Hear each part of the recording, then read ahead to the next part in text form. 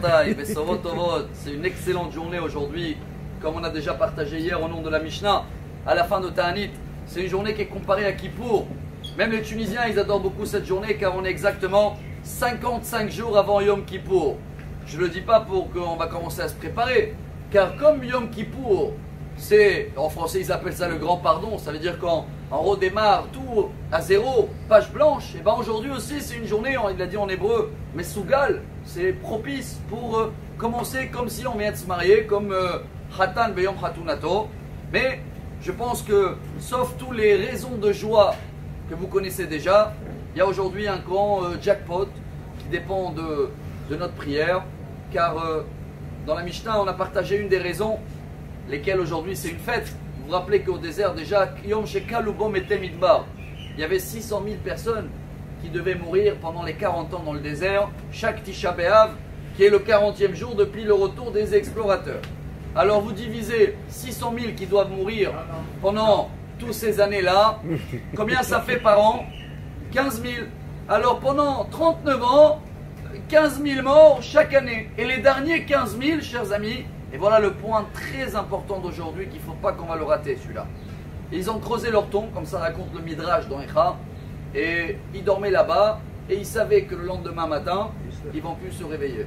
Le lendemain matin, ils sont réveillés, ils croyaient qu'ils sont trempés de date, parce qu'il n'y avait que la lune à l'époque, ils ont attendu encore un jour, 2 jours, jusqu'à le 15 que la lune est pleine, et là ils ont su que Dieu il a annulé le décret. Mais quand vous regardez bien dans la Torah, Dieu il a juré que tous ces 600 000 ils ne vont pas rentrer. Ve'ulam hayani v'imalek evodiet kol haaretzim mir'u ha'anashim ha'ele. Dieu il a juré que toutes ces personnes-là, ils ne vont pas voir la terre d'Israël. Alors quel mérite ils ont eu les 15 derniers 1000 personnes qui a pu annuler un décret de Dieu qu'il a juré? Si on va découvrir ça dans la minute qui nous reste, eh ben on va profiter aujourd'hui de savoir si on va faire la même tactique. Peu importe le décret, il peut changer. C'est une fois dans l'année. Une des réponses qu'on a partagées ensemble, je crois que c'était au nom de Rav Dessler, qui est très belle, que pendant toutes les années, chacun qu'il allait creuser la tombe, il savait que le lendemain, il a une chance de s'en sortir. S'il ne fait pas partie de les 15 000 que Dieu il a décidé, alors il a une chance, je ne sais pas combien. Des fois c'était 1 sur 20, 1 sur 30, 1 sur 15 000.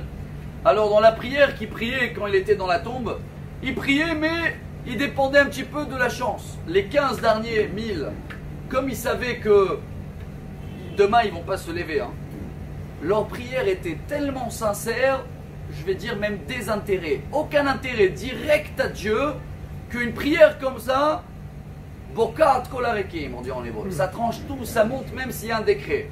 Je reprends le message pour moi. Combien de fois, des fois, on prie, allez, pour la Parnassa, mais je sais, j'ai un diplôme là encore, j'ai une chance, hop, encore une fois, je délègue, je laisse un petit peu de chance dans mes mains. Un tel dans la santé, il dit, bon, j'ai un bon médecin.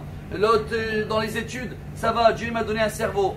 Le jour, c'est aujourd'hui, où on va comprendre sur un petit besoin qu'on a, de demander que à Dieu, que lui et rien d'autre, aucun intérêt qui va rentrer dans notre prière, alors sachez que c'est une grande journée, comme Yom Kippour, que tout doit monter en haut. Chacun de nous profite de demander aussi pour le peuple d'Israël, pour la Géoula, également pour la santé. Et comme ça, Bezrat Hashem, on va être bien prêt grâce à ces jours-là, dans 55 jours à Kippour, et on va avoir une Yom Tov l'Israël, une journée extraordinaire. Tout Béav, Sameach.